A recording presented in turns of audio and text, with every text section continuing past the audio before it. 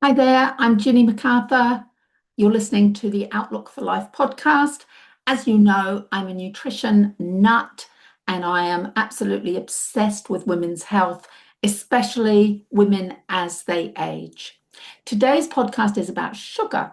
It comes from a question that I had last night in the membership coaching call regarding what is our sugar budget? How much sugar should we be aiming for a day? Well, the World Health Organization tells us that for health, we want to aim, it's a bit ambiguous, between 10 and 12 teaspoons of free sugar a day, but that 6 teaspoons would be better for health benefits. So it's talking about free sugar. What is free sugar? Free sugar is the manufactured sugar or processed sugars that are added to the food that we buy in the supermarket and the white sugar that we might add to our own baking, that kind of thing. So those free sugars, when they're saying free, so they're sugars that have been taken out of where they naturally occur. It's not the sugar in an apple or a carrot or an orange. It's added sugars that we're talking about.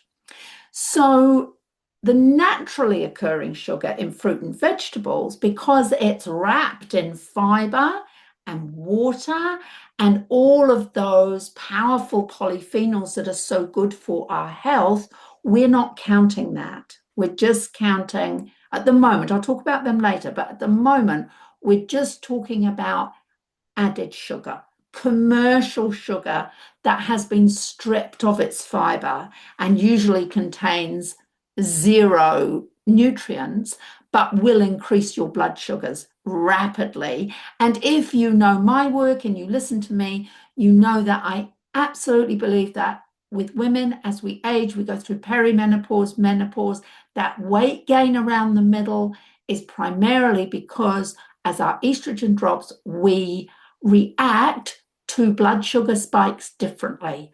We react with a higher insulin response.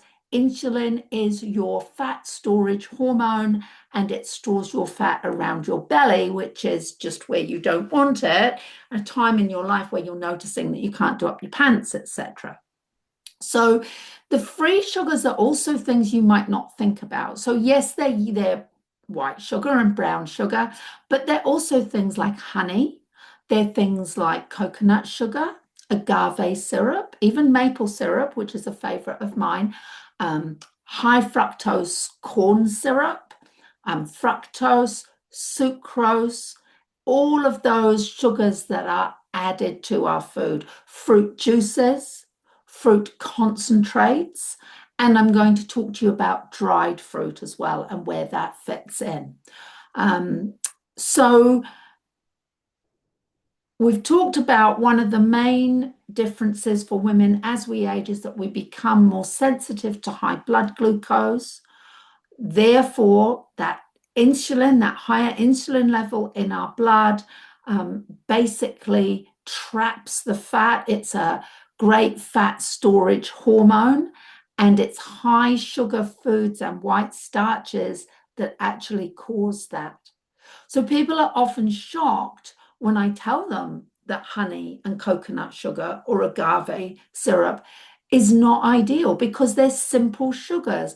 And once you put them in your mouth, your body from the neck down, right? Your brain might know, but from the neck down, your body doesn't know whether it's white table sugar or honey.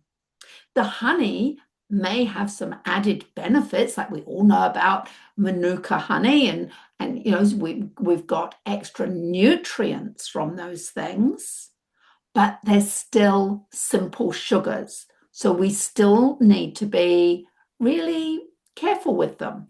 And it doesn't mean that we should never eat free sugars, but we need to be careful not to overeat them. So we know that too much free sugar in your diet causes type 2 diabetes, obesity, cardiovascular disease, rotting of teeth, right? Dental caries, dental decay. We also know that there is a link between too much sugar and dementia, premature aging. It's terrible for your skin and some cancers. So that's why we need to be aware of it, aware that we're trying to stick to around that 6 teaspoons a day, and have the knowledge to be able to see where it might be sneaking into our diet where we're not even aware that it is. So, the main culprits are obviously things like fizzy drinks, so soft drinks, cakes, biscuits, chocolate, fruit juice and fruit concentrates, smoothies, breakfast cereals. Those are all kind of prime offenders, if you like. Dried fruit has about 3 to 4 times the sugar of natural fruit. So for an example, if you had a little apple, be quite a small apple that weighed 100 grams, you would have 10 grams of sugar in that. That is the equivalent to about 2.5 teaspoons of sugar. If you took 100 grams of dried apple, you would have 57 grams of sugar. So you've gone from 10 grams to 57. And 57 grams of sugar is like 14.25 teaspoons. So you can see, you think it's healthy because it's dried fruit, or you think dried apricots. You could sit and eat 6 or 8 dried apricots and really enjoy them. But you wouldn't sit probably and eat 6 to 8 real apricots, full apricots. So, it's very easy because they're dried, they don't have the water content. It's very easy to overeat those things. And not only are they high in sugar by gram, but they're also high in calories as well. So, I've had people eating things that, you would perceive as being good for you, like maybe figs, which are high in calcium, so dried figs, and their weight loss has just completely plateaued and stopped dead. Had one lady with dates, so dates, raisins, dried figs, they're prime offenders. One lady, every time she had dates in a bowl on her bench, every time she went past, she'd grab a couple of dates. There's a lot of sugar in there. So those are things that I think you need to be aware of. When you're looking at packaged goods, I find, for me, a really useful way of looking at it, if I was looking at a muesli bar, I would look at the grams of sugar per bar, not per 100 grams, but per bar, because I'm going to eat the whole bar, and divide those sugars by 4 to get the teaspoons.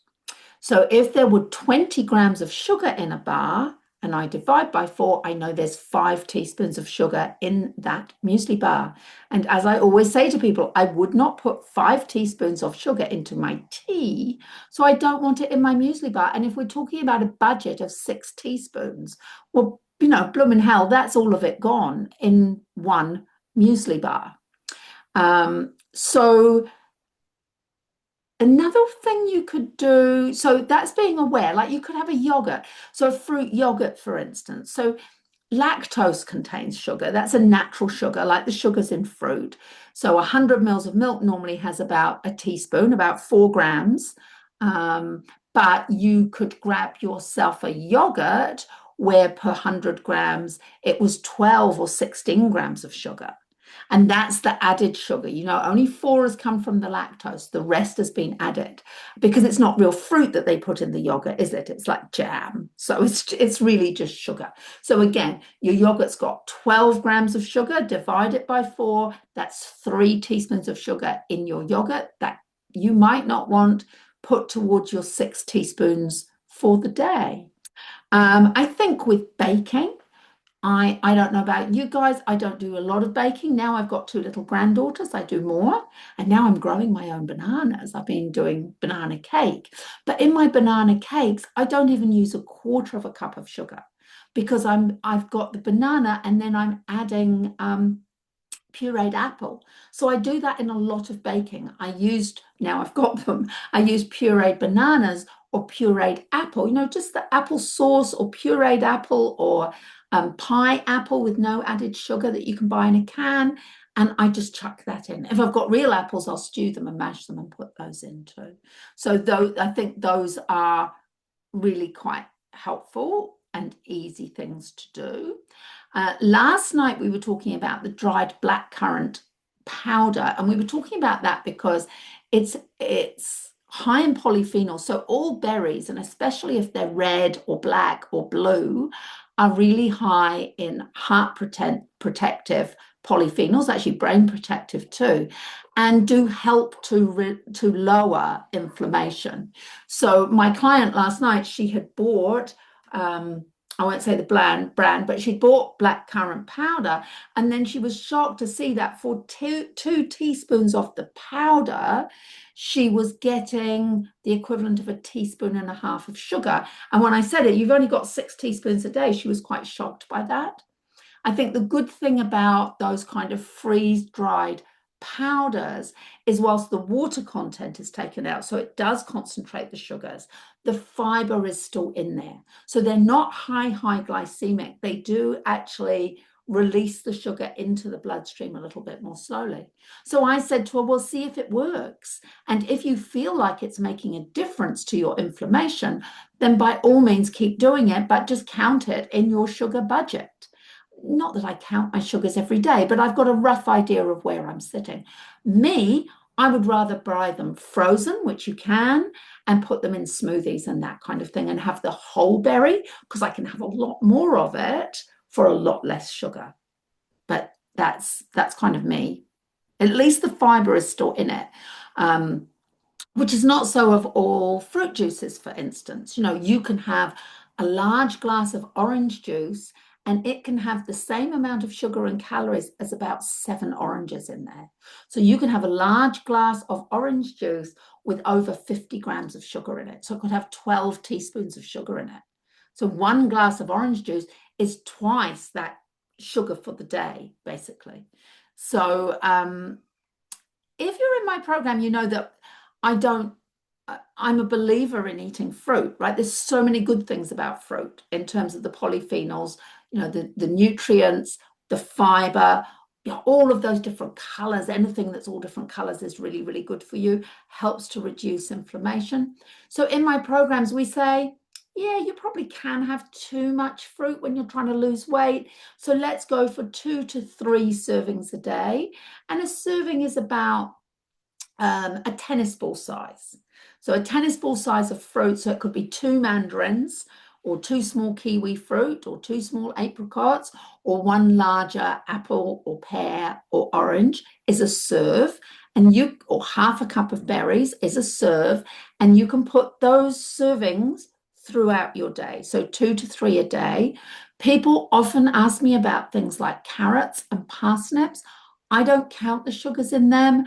You again, they're wrapped up in fiber. You would have to eat 7 stonking great big carrots to have a blood sugar spike. And you're eating those carrots generally with something else. Even if I'm snacking on carrots, I'm dipping them in hummus, right? Which has got the protein in it that helps to lower the sugars or the secretion of the sugars into my bloodstream, basically. So when you're having a piece of fruit, if weight loss is your goal, if you have a piece of fruit, put a few nuts with it. And that helps to just pull down the sugars in the fruit so that they feed out more slowly. So read labels, be informed, put a little card in your handbag that says 4 grams of sugar equals 1 teaspoon, so you can pull it out because you'll forget otherwise. In your own baking, start to cut back on the sugar. Try using other things. Like I said, I use banana and apple puree. My preferred sweetener when I need it is maple syrup. So it's just molecularly, it's quite a good sugar. So I would use that over honey. Dare I say it, but I would. But I don't use very much of it. And I find the more that I've been on a whole food diet, the less I crave or want those intensely sweet foods.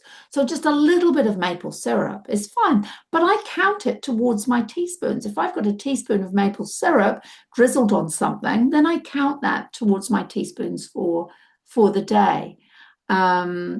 So I guess in conclusion, I should just mention, I had someone a little while ago who told me that they weren't losing weight because I was advocating for too much fruit in the plan. I was like, oh, and I was like, oh, maybe I am for this person because we're all different. And maybe 3 pieces of fruit is too much in a day for her. But when we actually went through her food, I was like, oh no, hang on. It's got nothing to do with the fruit. It's the slice with the coffee and it's the bubbles, it's the Prosecco, it's the sugars in the Prosecco, and it's the biscuit that goes with the nighttime cup of tea. It's got absolutely nothing to do with fruit. So isn't it funny how we'll vilify something and hang on to it and go, that's the thing. But actually it's not the fruit, it's the cake. So just be aware of that as well. Be honest, be honest, be honest. So I guess tonic water as well. There's lots of sugar in tonic water. Those ready to drink mixes, RDTs, they are full of sugar. Like I think I had a Gordon's gin and tonic given to me, and that had the equivalent of 12 teaspoons of sugar in it. So I'd rather have the gin without the sugar personally. So it is hidden in all kinds of places that you might not expect. I'm not being the food police over this. We celebrate life with food, and I love a good cake as much as anybody else does. I love dark chocolate with a bit of sugar added as much as anybody else does, for absolutely sure. But just know that excess sugar, it predisposes us to things that we don't want to get into as we age, like type 2 diabetes, cardiovascular disease, dementia, and it's terrible for your skin, and it accelerates aging. So it speeds up the aging process. So it's not going to be the best thing for living our best life. I do know it's addictive. I do know that there's a real withdrawal and cravings and urges, which we work through in my program as part of giving it up. It's not easy.